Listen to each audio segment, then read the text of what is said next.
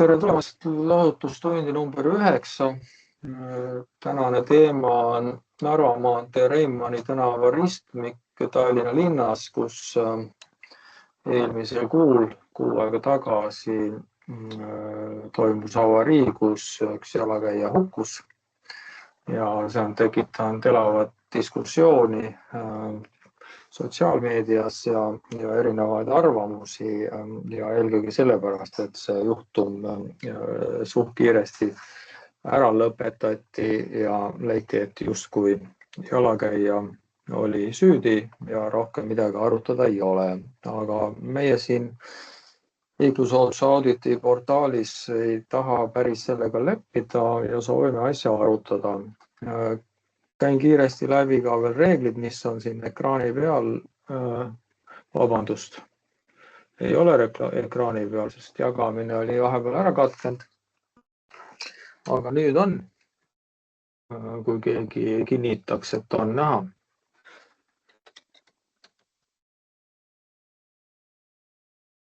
Kuulda ei ole, et võib anda käega märku või heliga.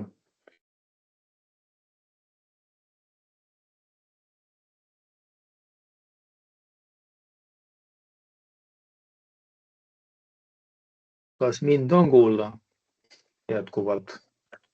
Ja, kõik on kuulda. Okei, ja ekraan on ka näha? Ja. Tore.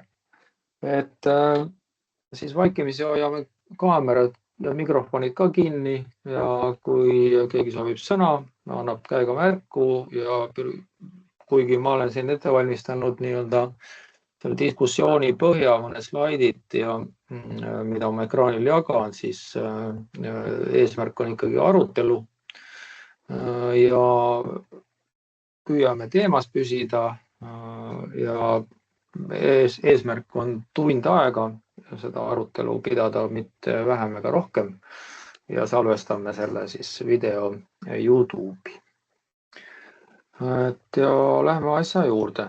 Ehk siin on siis pildid Delfist, kus ajakirjanik on jõudnud kohale või fotograaf siis, kui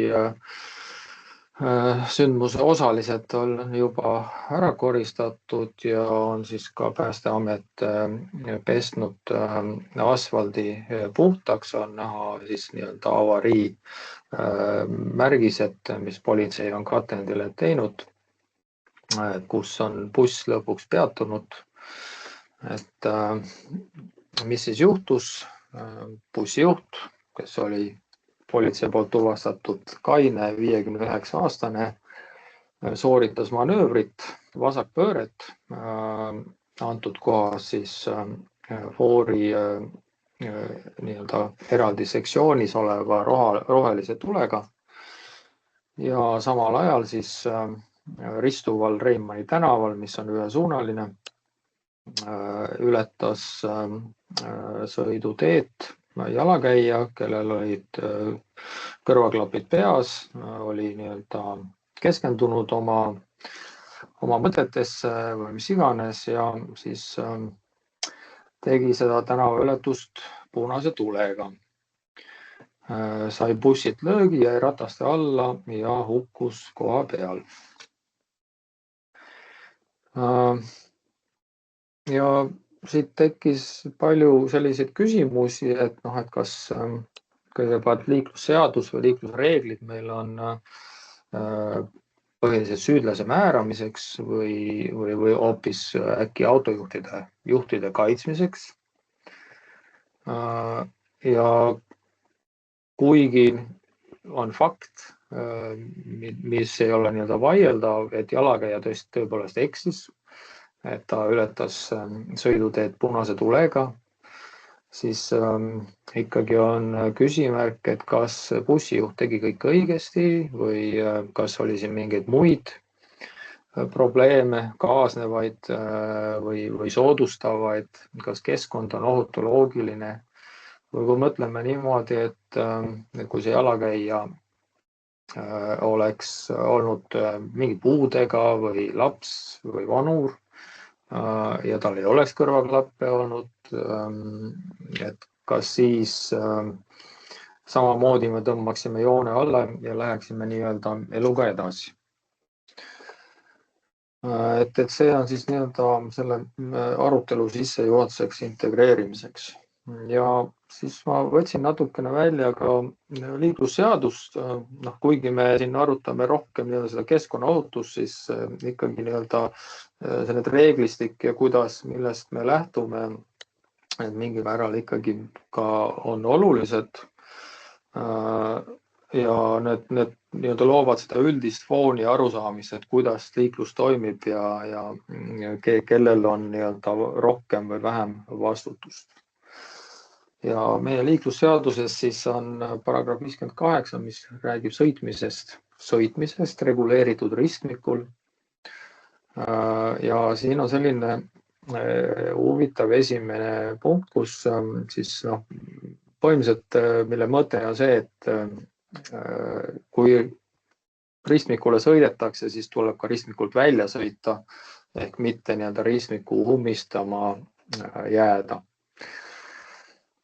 Kuid siin selles lauses ja üldse meil on seadus väga palju liitlauseid, on siis öeldud ka, et seda tuleb teha sõltumata ristmikul olevate teiste fooride tuledest. Ehk siis juht vaatab ainult seda foori, mis temale kehtib, et antud juhul oli siis lisasektsiooni foor ja tema jaoks on täiesti ebaoluline see, mis on kellegi teisele, näiteks jalakäijale või mõnel teisele juhile teisest suunast või teisest suunast liikuvas juhile foori tuli. Teine punkt on siin või lõige, mis ütleb ja mis on väga huvitav, et foori lubava tule süttimisel ehk siis tule süttimise hetkel peab juht andma teed veel sõiduteel olevale jalakäijale. Ja kui me natuke mõtleme nüüd sellele sättele ja pöörame selle teistpidi, siis tuleb nii välja, et juhul kui see jalakäija veel ei olnud seal, siis ei pea talle teed andma. Et võib lihtsalt üle sõita. Ja siis on veel 4. lõige, et mis räägib ekstra lisasektsioonist, siis tegelikult siin on lisaklausel, et tegelikult lisasektsiooni puhul tuleb teed anda mis tahes teisest suunast sõitvale juhile, kui siis põhifooris on punane või kollane tuli. Ja tekib küsimus, et miks ei ole seda näiteks öeldud, et jalakäijate kohta, et miks see juht ei peaks siis nendele jalakäijatele teed andma. Aga vaatame veel. Tee andmise üldised kohustused. Ja see kehtib kõikidel ristmikel, ka reguleeritud ristmikel, ehk siis juht peab andma teed jalakäijale, kes ületab sõiduteed, millele juht pöörab. Aga siin on Eesti nii-öelda eriklausel, et kui tee andmise kohustus ei ole liikluskorraldusvahenditega reguleeritud teisiti. Aga kui me järgi mõtlema, et mis liikluskorraldusvahend see võiks olla, mis reguleeriks seda kuidagi teisiti.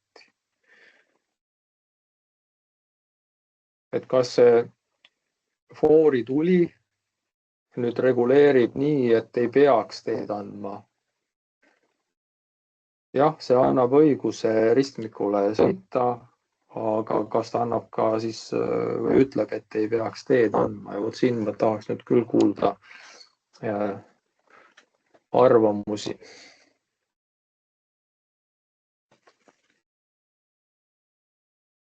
No mina arvan küll, et ei pea teed andma sellele jalakäijale, kes astub teele punase tulega. Aga Marek arvab teisiti muidugi.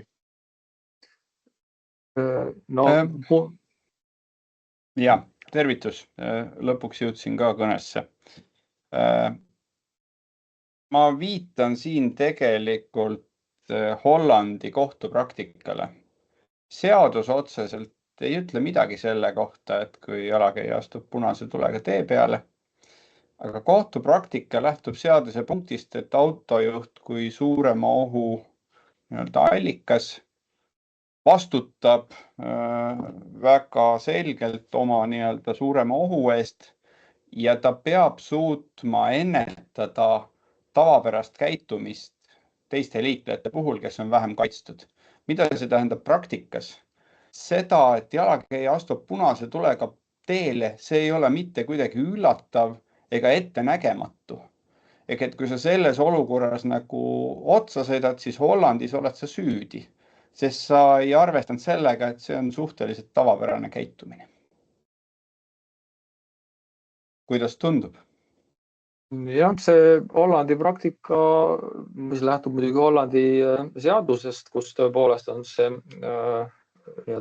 suurema vastutus selgelt paika pandud või ütleme juhi vastutus, kuna juht ikkagi teeb selle otsuse, et ta üldse keskkonnas liikleb sellisel moel, et ta teisi ohustab, sest ega see jalakäija punast tuld eirates ju bussijuhti ei ohustanud. Bussijuht kindlasti või saada mingisuguse vaimse trauma sellest sündmusest, aga ta loodetavasti ikkagi on elus. Ja ka need bussireisijad ei saanud seekord viga. Sedavõrd nagu hästi läks, kuna bussijuht ju ei pidurdanud. Aga küsimus on, et kas meie reeglite järgi, et kas politsei on jätnud nagu ikkagi kuidagi või läheneb asjadel väga lihtsustatult, et kui leitakse üks viga, et okei, jalakäija eksis, punasega ületas, siis kas see annab nagu õiguse temast üle sõita? Ja mina nagu seadusest loen, et päris nii ei ole, et ikkagi see üldkohustus pöördel tuleb anda teed. Ja see, et jalakäijal on foor, see ei ole bussijuhi asi. Bussijuht ei tea, ei pruugi üldse nähagi, tegelikult peaks foorid olema ju paigaldatud selliselt, et see tuli ei paista teistele, et ta ei segaks, ei eksitaks. Meil alati ei ole see võimalik aga jah, Marek soovib sõna. Jah, selles mõttes on sul täiesti mõte jutus sees nagu tavapäraselt, et kui me võtame selle merepuieste Viru ringi näite, kus tegelikult oleneb, mis kellaajast sa autojuhina tuled merepuiestet pidi ja jõuad sinna Viru ringile, siis vilkuv kollane tähendab täiesti eri asju eri kellaaegadel ööpäevas. Ühel juhul on jalakäijal punane, mis tähendab seda, et vilkuv kollane tähendab seda sinu jaoks, et sõida. Ja pärast mingit kellaaega vilkuv kollane tähendab seda, et tegelikult ei ole jalakäijal enam eesõigust või nii-öelda see ei ole reguleeritud, ehk et siis on jalakäijal just täpselt on eesõigus. Ja sa pead selle tuvastama juhina, vaadates, et mis tuled on jalakäija fooris, mis ei ole väga lihtne. Ja kui sa esimest korda sinna satud näiteks turistina, siis sul pole aimugi, et mingi taoline loogika on kuhugi tekitatud. Ehk et jah, nõus, autojuht ei peaks pöördel juhinduma automaatselt, see oleneb küll ristmiku tüübist, aga see siin konkreetselt on väga kummaliselt arusaadav ristmik, mis ta täpselt on ta nagu juurdepääshoovi või on ta, mis asi ta täpselt on, ta ei ole väga hästi tajutav ristmik. Ja kui seal tee andmine sõltub tõesti sellest, et kas sa oskad vaadata seda jalakäija foori, aga kui seal foori ei oleks, mis siis? Et siis ei jäägi muud üle, kui sa pead teed andma. Just nimelt, et küsimus on selles, et see jalakäija foor on jalakäijale, mitte juhile. Ja ma tõin nüüd selle pildi selle teisest suunast vaatega, kus on näha, et kui on Narva maantee suunaline põhifoor on roheline, siis on ka jalakäija foor roheline. Mis on ju väga tavaline. ja siit on võimalik teha parempööret ja see on väga tavaline meil ka Tallinnas, et parempöördel samal ajal on jalakäijal siin roheline ja sa pead ju pöördel andma teed. Ja kui me loeme nüüd seda seaduse punkti, siis siin ei ole öeldud, et parem või vasakpööre. Ükskõik kuhu poole sa pöörad, sa pead teed andma. Et selles mõttes ei ole vahet, aga jah, siit tõepoolest nüüd niipidi liikudes see foor on väga hästi näha, et on jah roheline. Noh, tõenäoliselt bussijuht võis ka siit näha, et on punane, aga see ei puutu asjasse absoluutselt. Siin on ülekäigurada. Oota, aga see bussijuht tegi vasakpööret või parempööret? Ta tegi vasakpööret. Ja bussiga siit ei kannatagi keerata parem, see on nii terav nurk, et liin tuleb jah vasak ja selles mõttes... Ja kummalt poolt see jalakäija liikus, kas Viru poolt Peda poole või vastupidi? Viru poolt. Viru poolt tuli või? Jah. See oligi, et nagu sammu astus sai kohe kontakti bussiga. Et ju ta astus nii viimasel hetkel. Aga muidugi see punkt tekitab päris suure liikluskorraldusliku küsimuse ja juriidilise vaakumi kõigil, kujutame ette mingit suuri ristmikke. Pärnu maantee Liivalaia näiteks ma täiesti praegu kujutan ette vasakpööret Pärnu maanteelt Liivalaia tänavale. Ja kui ma siis seal peaksin jalgsi liikujale teed andma, ilma et ma vaataks jalakäija foori, et seal nagu see muutuks arusaamatuks.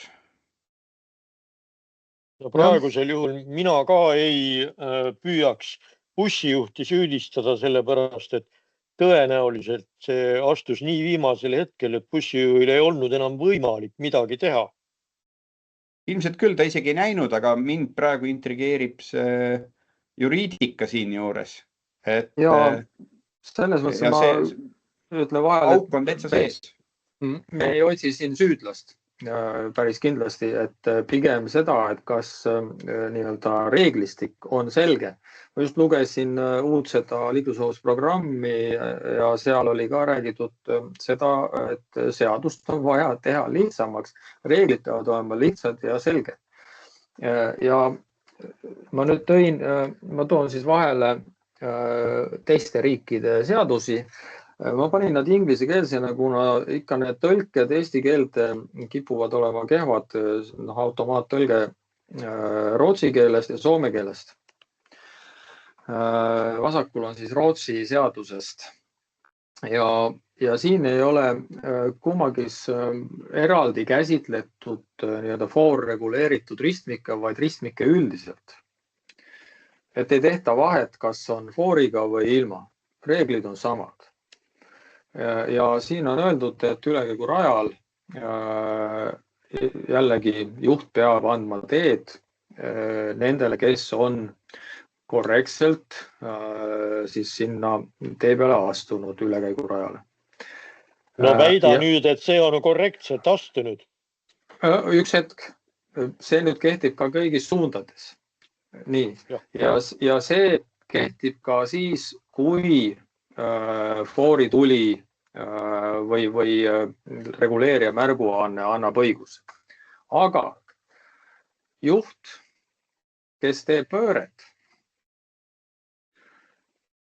peab sõitma aeglaselt ja andma teed jalakäijatele. Ja siin tuleb jällegi see who have properly entered or are about to enter ehk kes on nii-öelda ületamist või tee ületamist alustamas. Ja jälle see properly. Ja lisaks, mis on ka huvitav, et see sama nõue kehtib siis, et ka ratturitele tuleb anda teed. Soomes on aga hoopis konkreetsemalt ja ei ole siin selles mõttes mingit juttu sellest, et kas korrektselt või mitte või et kas tal oli siis luba põhimõtteline ja seda, kui te Soome tulete, ma olen ka praegu Soomes, kui te siia tulete, siis te peate teadma, et kui te teete pööret, siis te peate alati andma teed. ükskõik mis.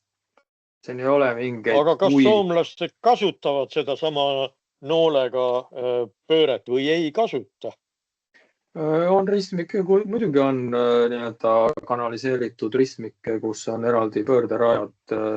Ikka tuleb ette, aga pigem on see, et need tsüklid kipuvad olema sarnast või siis, et see pöördeliiklus ei ole eraldi tsükliga.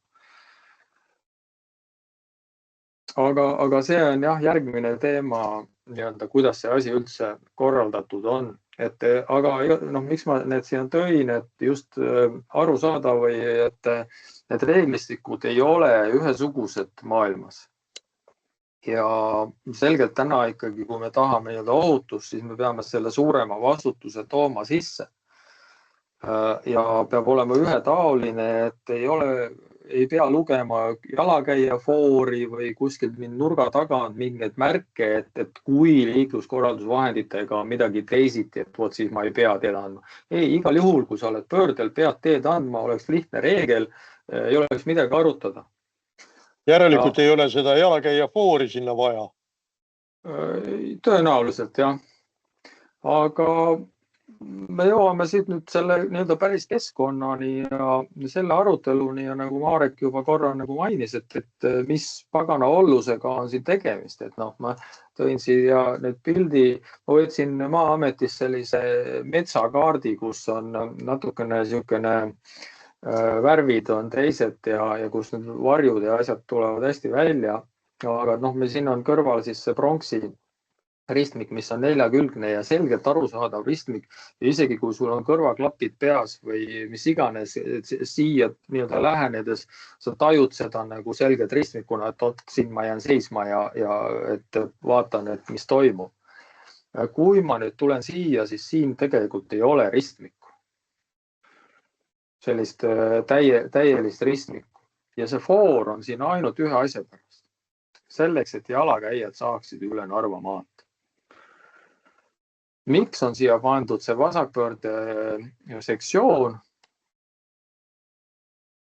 Selleks, et see buss, kes tuleb ja peab sinna Reimanisse keerama, et ta üldse saaks minna, kuna tõenäoliselt mööda Narva maanteed peda poole liiklust on nii palju, et see buss ei mahu sinna vahele. Ta jääbki töllerdama keset teed. Ja, aga siin on ju see jalakäija form, mis tõmbab liikluse kinni. Kui siin on nii-öelda jalakäijal roheline, siis on ju Narva maantee suunalisel liiklusel punane, see tähendab, et buss saab keerata. Ja kui liiklust ei ole, siis ei pea siin isegi fooris midagi põlema, ta saab ikka keerata. Okay. Kas siin ei ole ka analoogiat Solarise juures oleva ristmikuga, kus on täpselt samasugune vasakpööre ja väga palju busse sõidab, 10 korda rohkem ilmselt kui siin? Solarise juures, siis üks hetk me peaks otsima. See, mis tuleb kaubamaja poolt ja keerab siis vasakule Solarise külje peale. Just nii. No. Miks meile kaardi ei loeta?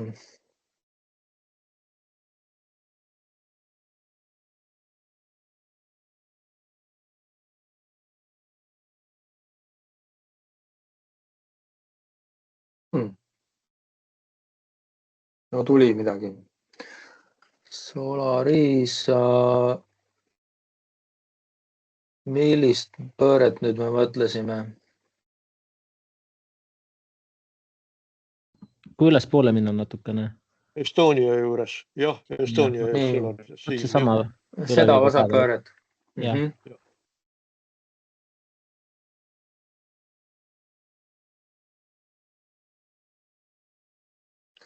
Google ei tee koostööd hästi, aga siin ei ole üldse foori.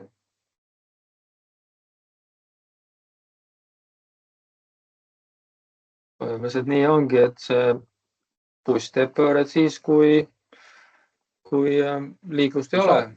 Kui saab. Ja põhimõtteliselt siin on foor, jalakäija foor. Tegelikult see on ristmik siin, eks ole, see on ka niisugune ühesuunalised tänavad ristuvad, aga on mõlemalt poolt ja siis siin olukorras on siis tegelikult see, et kui see buss, kes Estonia eest tuleb ja vasakule keerab, kõigepealt jalakäija üle Estonia parasjagu ei tule, sest tuleb üle sealt, eks ole, aga sel ajal ta peab igal juhul teed andma piki Estoniat kulgevale jalakäijale. absoluutselt. mis on selge seal on eksimine. probleem see, et sorry, ma segan. Seal on kõige suurem probleem see, et kui nüüd vaadata sellest kohast, siis kella 1-2 suunas minnakse diagonaalselt sinna täiesti valimatult mingite nende igasuguste marsade ja busside peatustesse, mis seal nagu kella selle 1-2 vahel on. Et seal seda sebrat ei peeta millekski. See on bussidele seal peavalu koht ja jalakäijale ohtlik. Et see on minu meelest seal kohas probleem. Väga õige märkus. Aga mis ma siit oskan järeldada? Võttes ju tegelikult, et siin on lihtsalt jalakäijad ka võimsalt 10 või 50 korda rohkem kui sellel näidisristmikul Reimannis. Et jalakäijad eiravad reegleid mingil määral, siin on ka noored inimesed, et see on täiesti muu probleem kokkuvõttes ju. Ja isegi selles olukorras on see lahendatudki selle tee andmise kohustusega ülekäigu rajal. Jah, selles mõttes, et ega me siin ei õigusta jalakäijaid, kes nii-öelda reegleid rikuvad, aga teisalt see ongi tänane jällegi Eesti omapära, et meil on see 100 meetri reegel, et kui on ülekäigu rada 100 meetri kaugusel, siis sa pead seda kasutama. Kui on kaugemal, siis ei pea. Kui ei ole nii-öelda eraldusribaga tee. Et selles mõttes ei saa ka väga pahaks panna ja teisalt seal on kohe kõrval on ju teine ülekäigu rada, et selles mõttes võiks ju terve see, ma hüppasin päris kaugele, siin on ju ka ülekäigu rada, et kogu see ala võiks olla üks niisugune jalakäijate ala täiesti niimoodi reguleeritud igas suunas on ju. See on sama, kui on hobujaama ristmik, kus on siis see jalakäija tsükkel, et võibki diagonaalist käia. Või siis Nõmme kinoristmik. Ja, aga tulles nüüd teema juurde tagasi, et põhimõtteliselt see on hea näide, et kus vasakpööre analoogselt toimib ilma foorita ja bussijuht sõidab ettevaatlikult ja tõenäoliselt ta saab aru, et ta peab teed andma jalakäijale, kuna see on sebra ja jalakäijale, kes on sebra peal, aga mitte jalakäijale, kes on peale sebrat seal suurel platsil. No vaevalt on, et see juht tahab ikka inimesele otsa sõita, et üleüldse siin platsil, kuna inimesi on palju, siis bussijuhid inimesed sõidavadki seda võrra ettevaatlikumad, vähemalt ma olen tähele pannud. Aga see oli hea vihje. Et kui nüüd minna Reimanni tänava otsad tagasi, siis jah, siin mida ilmselt ja Marek võibki sõna võtta, et ma võtsin selle pildi ette ja mingi mõte sul oli? Mul oli jah mõte ja mul on ilmselt ka korralik ajaline viide, ehk et kiire ütlemisega siin vahele ei saa. Mis kõige selle peale on järeldus, et 2 sisuliselt ühesugust ristmikku ja erinevat lahendatud. See on olukord, mida ei tohiks vähemalt ühes linnas kindlasti olla. Ja siit on ju näha, kumb on ohutum, kumb on nii-öelda ohtlikum. Teine asi on mõlema puhul on üledimensioneeritus. Eriti hull on see seal Estonia vastas. Seal mahuks vist 3 bussi kõrvuti sisse keerama enam-vähem. Et tal ei ole põhjust nagu väga suure, nii-öelda väga lauge nurgaga sinna keerata ka. Ehk et jalgsi liikuja tee ületus on aetud maksimaalselt pikaks. Ma saan aru, et need äärekivid on tõenäoliselt seal paigas kuskil 70. aastast, aga aeg on edasi läinud, et see on ka üks asi, mida meil on hästi palju esineb. Maksimaalse pikkusega ületus. Ja ega see Reimanni ots on ka selline, et kes seal Tõnis elab siin kõrvalmajas, Tõnis Savi, ja ütlesid ka, et siit tegelikult väga tihti tullakse, kuna ta on nii lai, siis see ühesuunalisus on tegelikult tinglik. Et sealt väga tihti tullakse ka tagurpidi välja Narva maanteele, siis nina eest tullakse välja Narva maanteele ja tehakse parem pööre. lihtsalt sellepärast, et see on tõeliselt lai. Kui sul on ühesuunaline tänav, siis piisaks sellest, buss tuleb siin suhteliselt ikkagi suure nurgaga juba keerab peale, et ta peaks oluliselt kitsam olema ja see võtaks ka nagu hoogu maha, et sa lähened täpselt ilusti selle õige nurgaga, mitte keerates. Keerates tõesti selle bussijuht seda nina võib-olla nii hästi ei näe paremat serva. Ja kui ta juba otse tuleb peale kitsale tänavale, see võtab hoo maha. See oleks ka kindlasti aitaks kaasa, eriti aitaks ta kaasa Estonia juures, aga siin igal juhul on küsimus nii-öelda nähtavuses, kui sa valgelt alalt tuled nagu varju sisse sõidad, eks esiteks ei näe väga palju, aga miks üldse sellised suhteliselt suured liinid nagu sõidavad juurdepääsu peal, et see ettepanek sai juba tehtud hulga aastaid tagasi, et tegelikult täiesti sama väärne oleks, kui need bussid keeraksid Pronksi tänavasse, teeksid seal Juuksuri ees peatuse, keeraksid Raua tänavasse ja sisuliselt täpselt samasugune oleks trajektoor. Midagi olulist ei muutuks. Aga eks see on harjumus, ma ei tea, kas siis lõpppeatuses peatumine, ootamine, puhkamine või mingi muu põhjus. Aga mina ütleks, et bussid on üldse siia sobimatud. Võib-olla võiks selle üldse otsa kinni panna, et see ka juurdepääsuna toimiks teiselt poolt tupikuna või siis hoopiski siit väljapääsuna, et oleks ohutum ja see nii-öelda varju nähtavuse probleem, mis sa tõstsid, see on siin nagu väga tõsine. Kui me seda ekraanil olevat pilti praegu näeme, siis et ma ei tea, kui hästi teile paistab siit see jalakäija selle pildi pealt. Ka see ettepanek peatänavaga seoses sai tehtud, et muuta Reimanni tänava suunda. Sest siis jätaks ainult väljumise parem pöördega ja põhimõtteliselt kõik oleks teostatav. Ja siis ei oleks siin üldse seda nagu ohtu, sest väljub sõiduk on samamoodi varjus samas keskkonnas ja need siin varjus olevad jalakäijad selles mõttes oleks paremini näha. Ja üks asi veel, et Street Views on vanad pildid. Täna on siia pandud ju jalgratturi kahesuunaline liiklus. Lisatahvel. Mis muudab veel toredamaks kogu selle kompoti. Miks see ettepanek tol ajal sai tehtud, oli see, et tegelikult siia Narva kohviku vastu keskele võiks üks peatus tulla, sest trammi peatuste vahe Tallinna Ülikooli ja Viru või Hobujaama vahel on absurdselt pikk. Siin vahel oleks väga loogiline koht, kus võiks peatus olla ja siis siin tekiks ülekäikeks, aga see platvorm oleks nagu takistanud siit igasuguseid pöördeid. Ja siis oligi ettepanek, et lahendame selle lihtsalt teise suuna andmisega liiklusele. Aga seal oli teisi küsimusi veel, miks selline ettepanek sai tehtud. Siis nii väga ei osanud nagu sellele ohutuse aspektile veel mõelda, aga täiesti... Aga Marek, kuule, kust praegu see buss, mis siit vasakpöördega Reimannisse keerab, on Lasnamäed teenindav buss? Jah. Kui sa pööraksid tema teistpidi, siis kust kaudu see Lasnamäed teenindav buss peaks jõudma, ütleme siis sellesse Gonsiori otsa? Ta jõuab sinna läbi Pronksi ja Raua tänava jõuab Gonsiorisse. Pronksi ja Raua. Jah. Ta teeb vasakpöörde Pronksisse. Nii, ja sealt parempöörde Rauda. Jah, ja siin tal on peatus ka veel. Pronksis on Juuksuri, nüüd võeti veel puud ka maha, et Juuksuri vana Hruštšovka eest.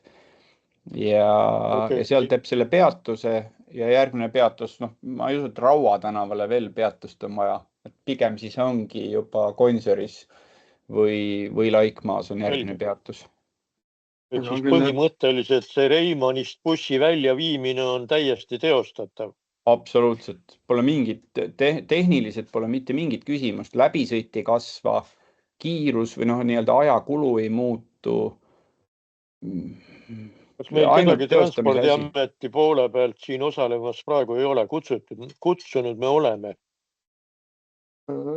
Ja noh, siin osalemine on täiesti vaba ja me ei kuuluta ennast. Õigus. Et tõepoolest selle mõtte juures see ju toimiks, et siin on eraldi bussirada, bussil saab anda eraldi eelistuse fooritsüklis, et saab ennem oma selle vasakpöörde ära teha siit ka bussirajalt, kuigi see on parempoolne, nii et see on kõik teostatav. Ta võib ka trammitee pealt teha. See, et trammirada on eraldi ja suuremas ajast tühi ja siis bussirada on eraldi ja suuremas ajast tühi, see on üks peatänava põhikontseptsioon, et paneme nad kokku ja teeme korralduse niimoodi, et nad saavad ilusti koos hakkama.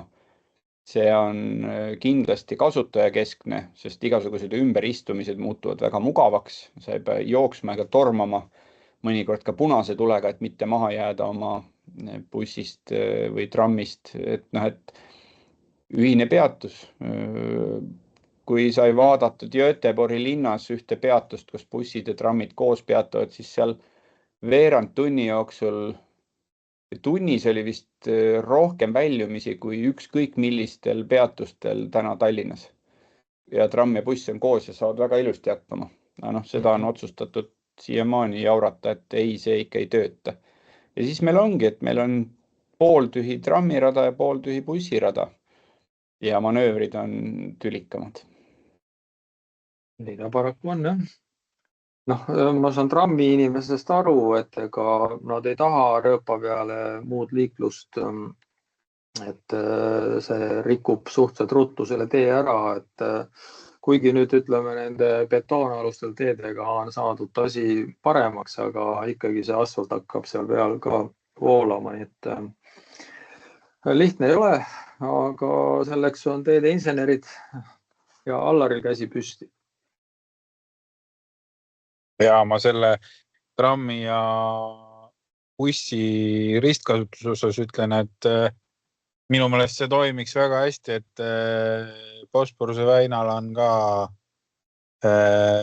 rööbas ja ratastransport samal rajal, peatused, jumala normaalne ju, kui on samad peatused ja see, et asfalt hakkab laiendatama, siis täna on see väga selgeks tehtud ju, miks see asfalt lainetab, et kui sul on üks komponent asfalt segus vale, siis ta lainetabki, et aga eriti kui sa betooni peale paned.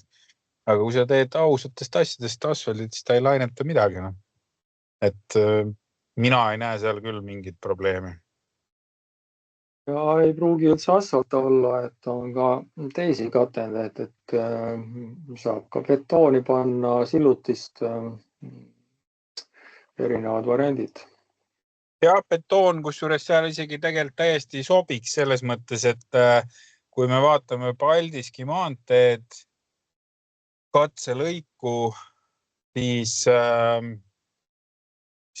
kui ta on see ühistranspordirada, siis ta on väga okei panna ja seda on väga lihtne panna seda rööbas teed sinna betooni sisse, seal all kommunikatsioon ei tohiks olla täiesti tehtav ja betoon, kui seda teha teadlikult, siis ei lähe see hind 4 korda kallimaks, nagu läks see katselõigu betoon, et saab teha täiesti adekvaatselt seda. Ma isegi pakuks siia teerulli betooni. Marek jagas see vahepeal linki, et see on siis Göteborgist. Ja.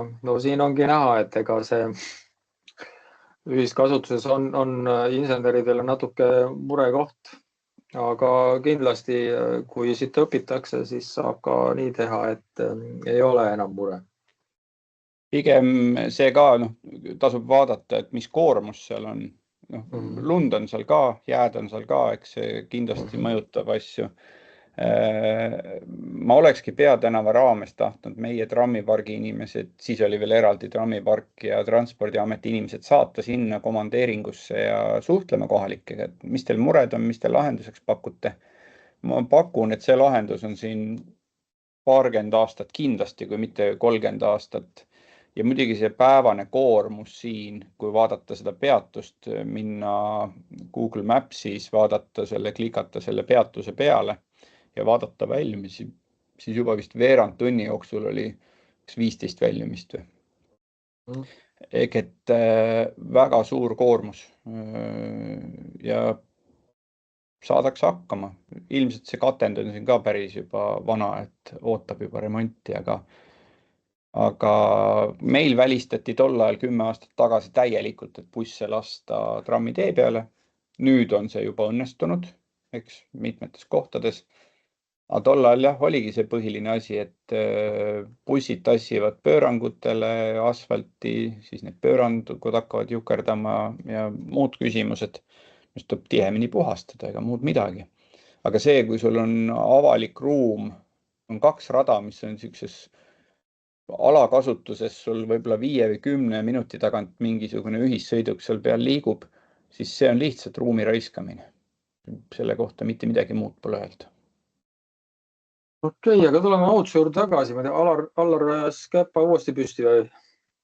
Mul oli lihtsalt see kommentaar, et selle Göteborgi näitel, et minu teada seal all ei ole näiteks täislaiuses betoon, vaid see on tehtud mingile sidumata segust alusele.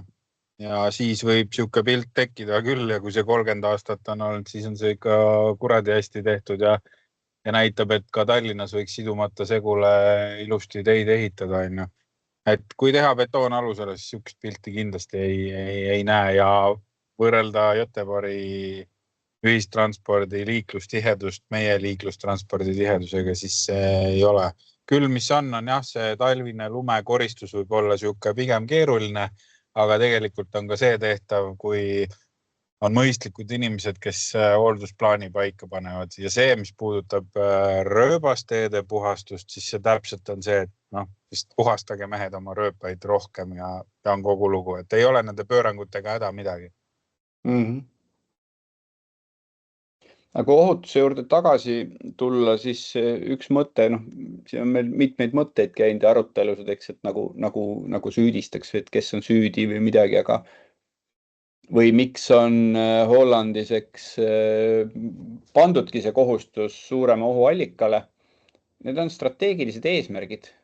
Kui me tahame saavutada midagi, siis me peame lõpuks leidma midagi, mis muudab käitumist. Ja kui sa tead, et sa igast asendist, kui sa liiga lõdvalt võtad autoroolis suurema ohuallikana ja mõtled, et astub ette ise süüdi, mis seal siis ikka.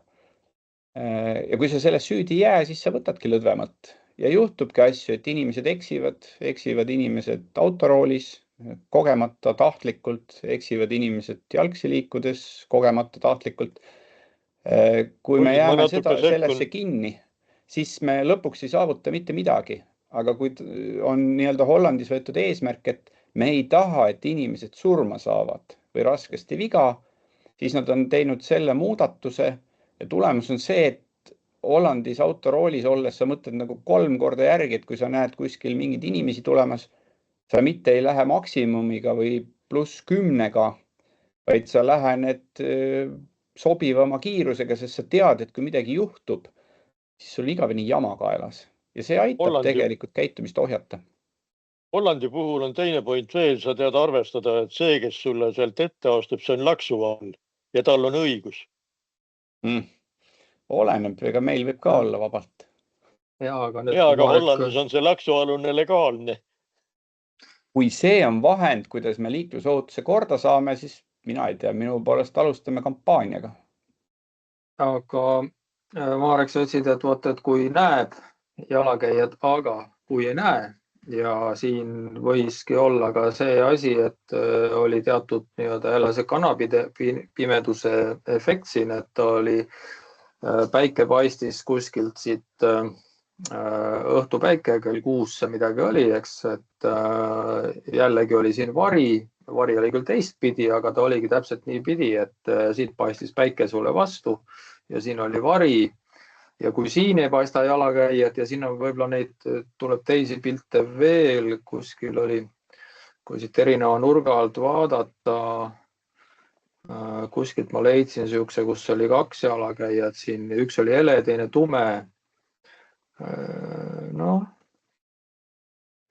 ei leia nüüd kätte, aga et siis oli hästi näha, et ele oli enam-vähem, aga tumedat jälle ei näe. Et see bussijuht ilmselt ei näinudki. Lihtsalt mina ei tea, mis värvi riided inimesel seljas olid, aga kui ta siin selle hoone varjus oli ja siit kangi alt tuli, siis lihtsalt bussijuht ei näinud. Aga nüüd ongi see sama, et kui reegel on see, et kui sa oled pöördel, siis sa pead olema eriti ettevaatlik ja sõitma aeglaselt ja olema valmis kohe seisma jääma, et anda teed, siis oleks olukord ju teine. Nüüd on, ma ei tea, Madisel oli just esimesena käsi püsti. Lihtsalt kommentaar, et kus tahad neid kuupäevi näha, mida sa varem nägid ilmselt siin mingit muud kuupäeva, siis kui sa lähed sinna musta kasti juurde vasakul üleval, siis seal on kuupäeva valik olemas. Võt sealt, et tegelikult sa võid leida selle üles jalakäija näite, mis sa otsisid. Neid on päris palju, siin on 10 tükki umbes.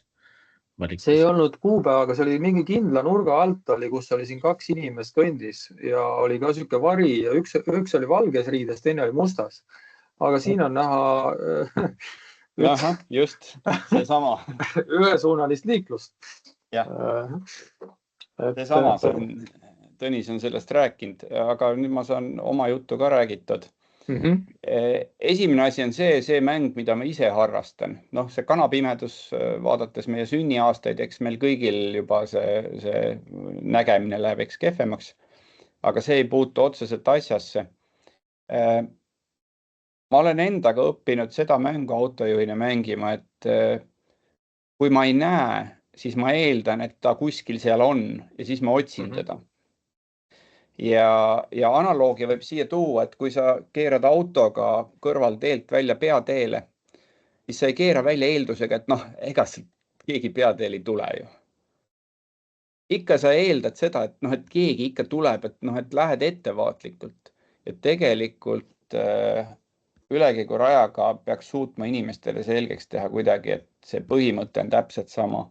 Et see, et sa ei näe, siis kui sa näed kehvasti ja on vari, sa võtad maha, kui vaja siis, et kas või seisma. Sest sina oled suurem ohuallikas ja sina pead tagama, et sa kedagi ära ei tapa. See suhtumine, ma kujutan ette, on nii võõras ja nii harjumatu, et see on midagi uut paljudele. Ja teine asi, mis siit kõigist piltidest tegelikult tuleb välja, mida Tõnis pidevalt räägib, ütleb, et tegelikult see Narva maantee on suurem osa ajast täiesti tühi.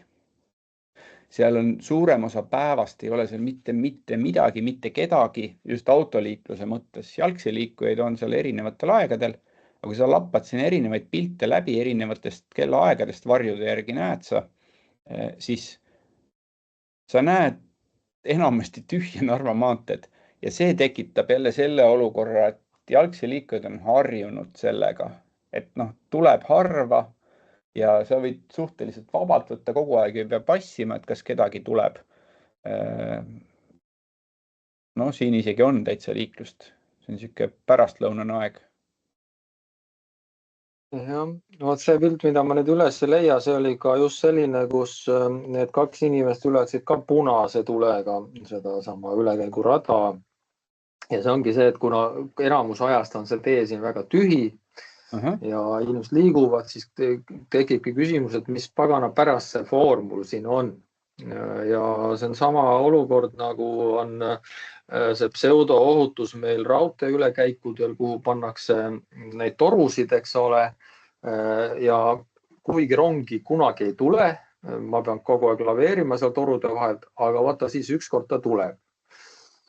Ja siis ma olen seal torude vahel ja ma ei oskagi muud teha, kui sinna rongi alla astuda. Aga tegelikult vaja oleks hoopis informatsiooni või ütleme, see toru panna siis ette, kui see rong tuleb. Et siin on samamoodi, et sellised foorid lihtsalt devalveerivad seda foori mõtet, tähendust, ta on lihtsalt mitte vajalik. Allaril jälle käsi püsti. Mul loll küsimus, ma algust ei kuulnud, aga kas seda ülekäigu kohta seal ei saaks viia kuskile sinna teise või kolmanda auto parkimiskoha juurde? See nagu ei aitaks? ja siis, kui lisada veel mingid vilkuvad kollased tuled ka jalakäija lähenedes. Point on praegu sisuliselt selles, et buss mahuks ennast sinna kõigepealt ära, et ta Narva maantee liiklust ei takistaks, aga ma natuke kahtlen, ma arvan, et me tahame ikkagi jalakäija hoida maksimaalselt Narva maantee joone peal. Jah, sest muidu ta lihtsalt ignoreerib kogu seda korraldust ja astub sealt, kus on ikkagi otse minna, mis on ka väga loogiline. Torusid me ei taha panna, aga midagi muud meil ka panna pole. Ja...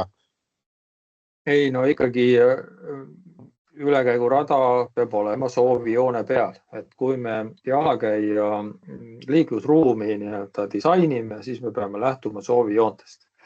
Muidu on järgmine olukord, et politsei ütleb, et nagu oli see selle nädala juhtum, et ei ületanud teed ette nähtud kohas. Selle kohta ma ütlen remargi, et tuleks tagasi lõpus.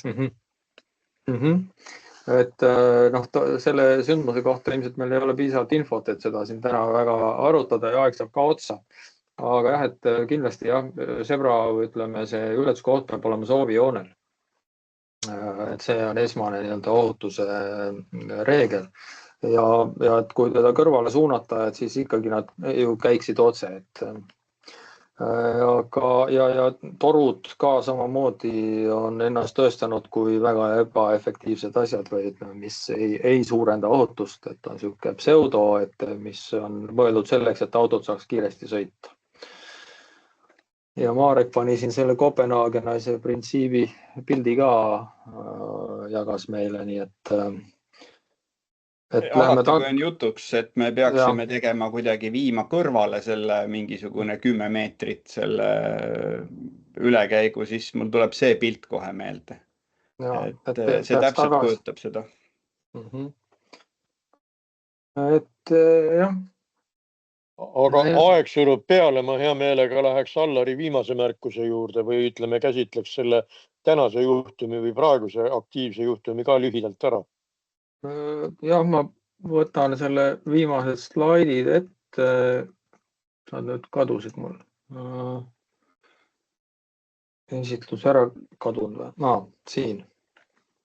Et jah, see, mis me juba arutseme, et millega on tegemist, on see nagu üldse ristmik või lihtsalt reguleeritud ülekäik, eks ole, Narva maanteel ja et miks seal on see foor, ja kui nüüd selle jalakäija vaates, et nüüd mõelda, et okei, tal olid kõrvaklapid peas, ta nagu oli oma mõtetes, et aga ikkagi vaata, autojuhil on ka see, et sa juhid ja kui sul on tuttav keskkond, siis sa nii-öelda motoorikaga, eks ole, läbid seda, mis on omamoodi ohtlik. Aga jalakäijal samamoodi, et kui sul on erinevad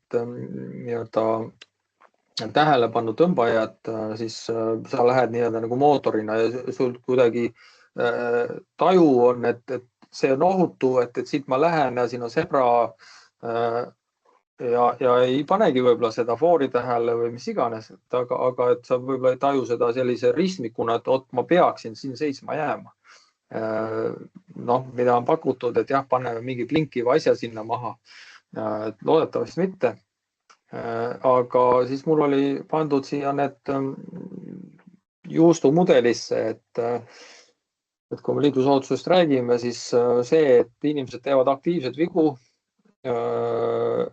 on teada ja neid ei ole võimalik lõplikult elimineerida, aga selleks, et aktiivne viga viiks nii-öelda raske tagajärjeni, on vaja passiivset viga, et keskkond peab nii-öelda looma need tingimused, et kui tehakse aktiivseid vigu, et siis tegelikult on tagajärg, et seda keskkonda ikkagi peaksime midagi tegema, et teist korda sellist asja juhtuks. Ja keskkonna osa muidugi ka seadus või need reeglistikud, aga jah, et siin, kui nüüd jutus kokku võtta lühidalt, et siin oli see valguse varju kontrast igal juhul, see nii-öelda ei ole tajutav sellise ristmikuna, et jalakäija vaates, et kus sa peaksid hirmsasti nagu tähelepanu sinna panema. Ja foor on tegelikult hoopis Narva maantee ülekäigu jaoks, ei ole ristmiku foor. Ja liiklusreeglid on siin selgelt ohtlikult nagu vastuolulised. Ja tõepoolest need inimeste nii-öelda aktiivsed vead, kõrvaklapid, mobiil, tähelepanu, et kindlasti jalakäijatel soovitav, kui klappe kasutada, siis sellised, mis lasevad ikkagi seda nii-öelda ümbritsevat müra läbi ja mitte nii-öelda kaotada tähelepanu.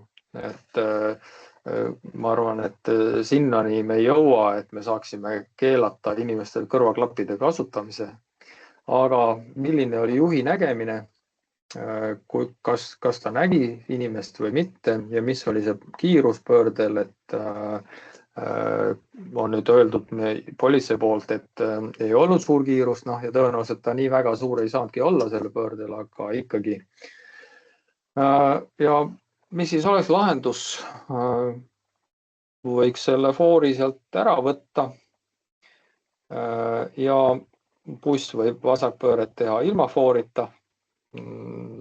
Seda saab teha siis, kui Narva maantee siis ülekäigurajal jalakäijad Narva maanteed ületavad ja autoliiklus on kinni.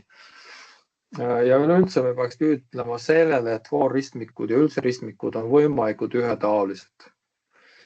Ja kindlasti on vaja reegleid meil muuta, ühtlustada nii-öelda arenenud riikidega ja tuua sisse see massikiiruse vastutus, aga sellised igast ohtlikud kui lausendid tuleks kõik eemaldada, et mida võib nagu väga valesti aru saada või et jah, neid ei ole vaja. Ja see, et pöördel on kohustus teed anda, võiks olla nii-öelda niisugune raudne reegel, mis on rahvusvaheliselt ilmselt suhteliselt okei. Et aga jõuame mingi 4-5 minutit rääkida seda selle nädala juhtumit. Allar soovis kommenteerida. Mul on sellest õnnetusest tähelepanekuid 2. Esiteks, et olen ise veoautojuht viimased 3 aastat väga aktiivselt sõitnud, aga aastas umbes 10 000 tuleb ikkagi sarnase autoga, mis see Tapjärel oli. Et veoautol on pimedaid nurkasid väga-väga palju rohkem kui sõiduautol ja linnakeskkonnas on vaja tähelepanelikkust väga palju rohkem, sellega nõus. Et veoauto on väga-väga palju suurema ohuallikas kui suvaline sõiduauto. Aga kõige rohkem selle konkreetse juhtumi puhul on minu küsimus, et milline on see ajutine liikluskorraldus, selle lahendus ja selle liikluskorralduse väljapakkuja vastutus selle lahenduse puhul, mida ta pakub, et täna konkreetselt selle juhtumi puhul minule isiklikult tundub, et seal võeti mingisugune rahamärkide ülespanemise eest, kuidas see reaalselt toimib. Toimiski nii, et inimene sai surma, aga tegelikult ju mitte keegi ei vastuta, ehkki ajutine liikluskorraldus oli tellitud. Et see ajutine liikluskorraldus, eriti linnalises keskkonnas, minu meelest on üks väga suur ohuallikas. Väga ja ma natukene täiendaksin siin juures. Minu tähelepanek on see, et meil esineb siiamaani liikluskorraldusega tegelevad firmad, kes tegelikult, kellel ei ole teedeinseneri oma koosseisus.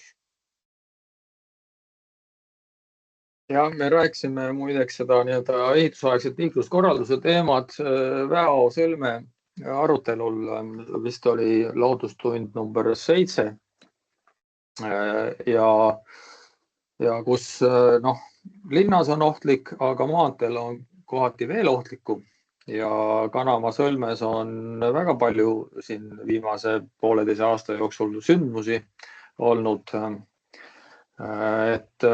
Ja teine asi, professionaalsed juhid, mida me rääkisime eelmisel korral, ja ma jällegi tulles selle liiklusohutusprogrammi juurde, hea meel on see, et sinna on sisse pandud professionaalsete juhtide teema ja ka see ISO 39001 ehk siis liiklusohutuse juhtimissüsteem. paraku ei leidnud ma sealt ühtegi nii-öelda rakendust või et kuidas siis seda plaanitakse nii-öelda juurutada, aga Marekul on käsi püsti.